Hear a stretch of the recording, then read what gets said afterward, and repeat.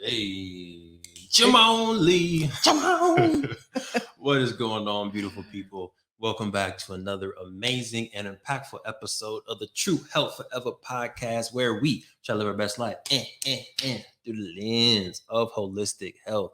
I'm your host, Devon Truvel, creator of Black Wall Street, the board game. And as usual, it is my honor, it is my privilege to introduce you to the beautiful, the smiling, the gorgeous, honey. the about to get some fresh braids on a flight to Ghana.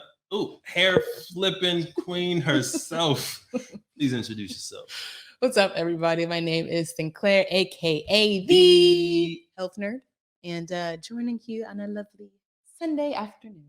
There you go. You said that with some confidence. I forgot what day it was, to be honest with you. I have to ask myself now, as you're doing your intro, I ask myself what day and what time is it? Gotcha. It's all a blur at this point. Why is that? Because I'm an entrepreneur full time, which I've learned. In theory, you think like, oh, I have, and we listened to a podcast today. I was talking to this, like, oh, I have more time. I have all this time that I'm gonna be able to use. Realistically, what it ends up looking like is every single day is the same. What's a weekend? I don't know, because we're still here on Sunday, still working. We was working yesterday. So yeah, it's still the best decision I have made in a very long time. I do not want to take away from that, but yes, I feel like that's one thing you don't think about, is like a weekend doesn't mean the same thing anymore. Yeah.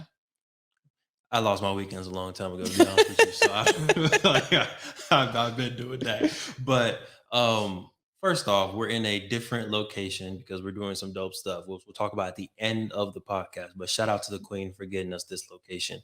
But Queen, I know you have a did you know for the day. Want to give some folks some nuggets. So go ahead and hit them with the did you know.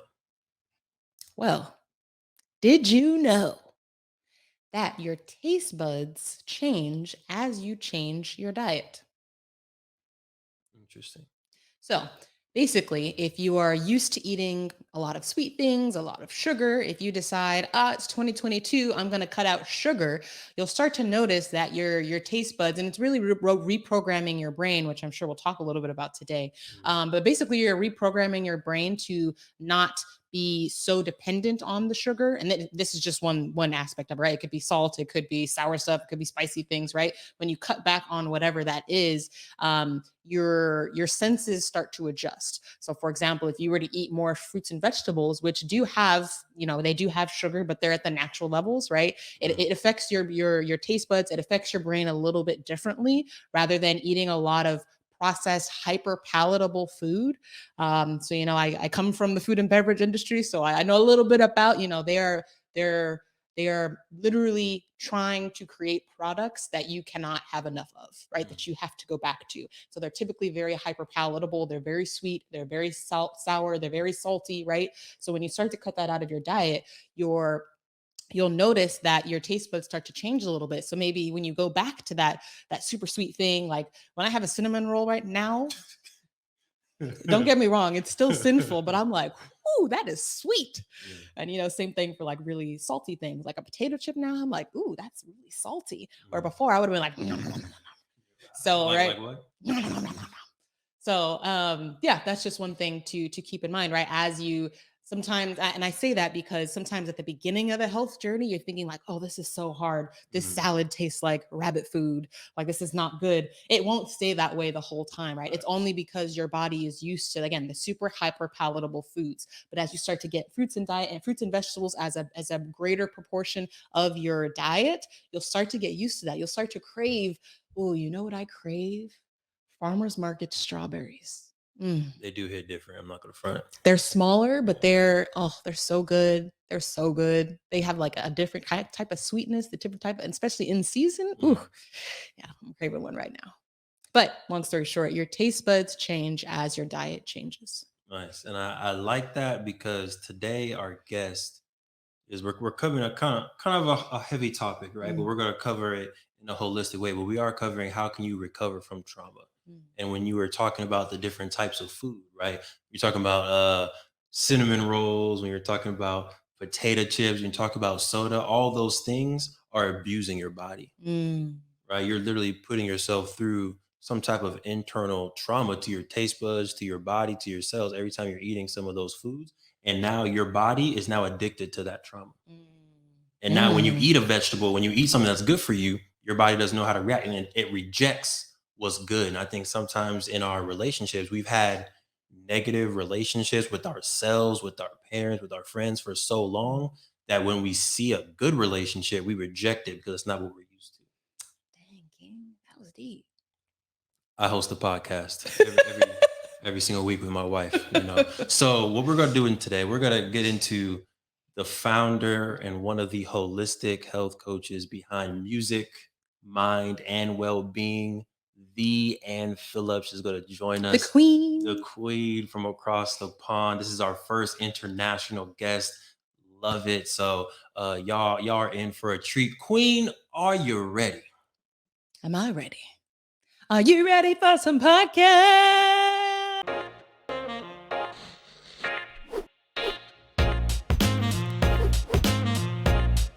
All right, we're out.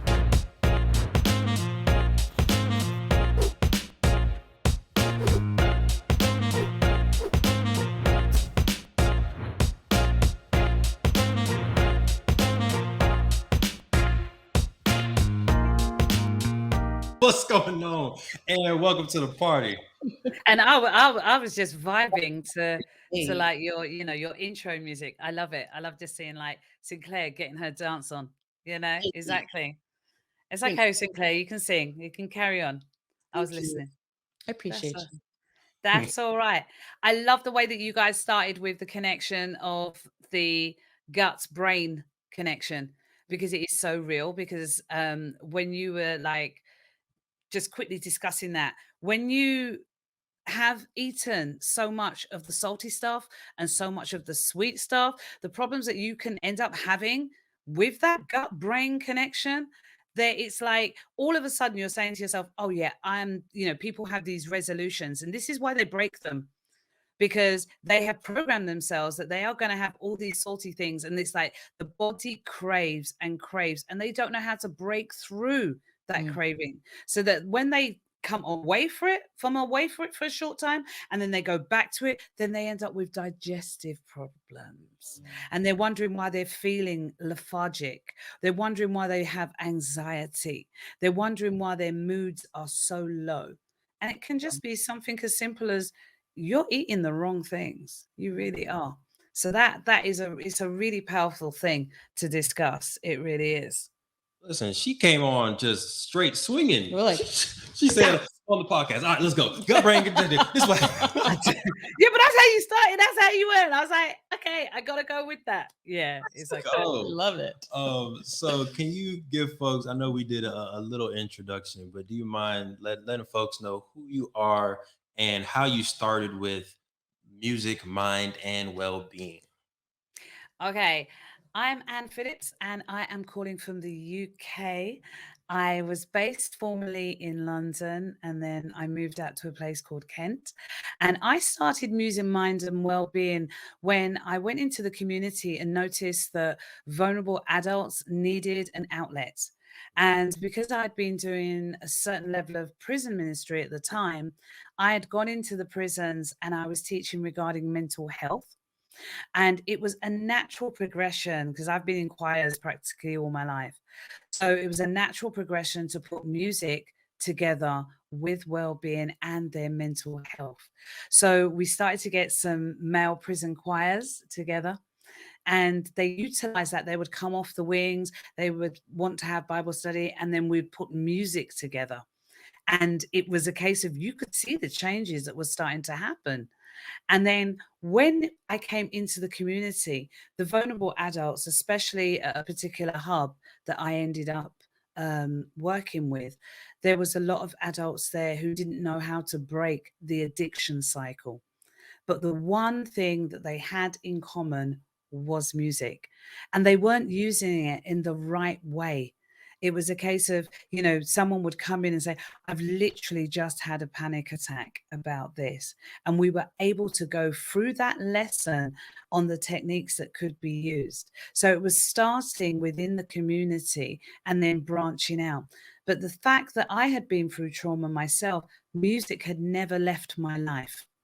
So it was that one thread that went through all of my life, all the way into the community, that became music, mind, and well-being. Love it. Love it. And I want to follow up. I want to stay right here because we're talking about the direct impacts that music can have on healing people. And I think people use music or listen to music almost every day, Right. right? Whether it's you're driving to work, you're in the shower listening to some music, or you're working out listening to Commercials. music, commercials, they have music. So can you talk about some of those intentional ways that we can use music to actually heal ourselves? Like, is it certain songs that we should be listening to? Is it certain frequencies? But yeah, like how can we actually use music as a healing tool for ourselves? Okay, the first thing is to understand that music is everywhere. Music is powerful and it is everywhere. Even in what we perceive to be our silence, Mm, there is music, because your body is continually giving out a rhythm of its own. So when I say to people, you can do things like take yourself out, no headphones, nothing, and go for a walk down the street mm, and listen for 30 minutes, you will be surprised at the song that is playing out there. The mm, song of the birds, the song of the cars, the song of the police sirens, even as your footsteps and you're walking, eventually you can get into your own rhythm, and that can heal you because that can still you.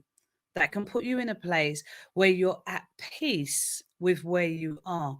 So then there is the typical, and a lot of people have heard it, classical music can give you another level of focus. Mhm. But it's not just classical music, it's music that is instrumental, and it's music that stirs it can be at certain frequencies. We'll talk about that shortly, but it can be music that stirs at certain frequencies. But classical is the most commonly known. So instrumental music is going to give you that focus. If you're studying and you have instrumental going in the background, not something that you want to sing along to, but something that is just there. It is stimulating the brain.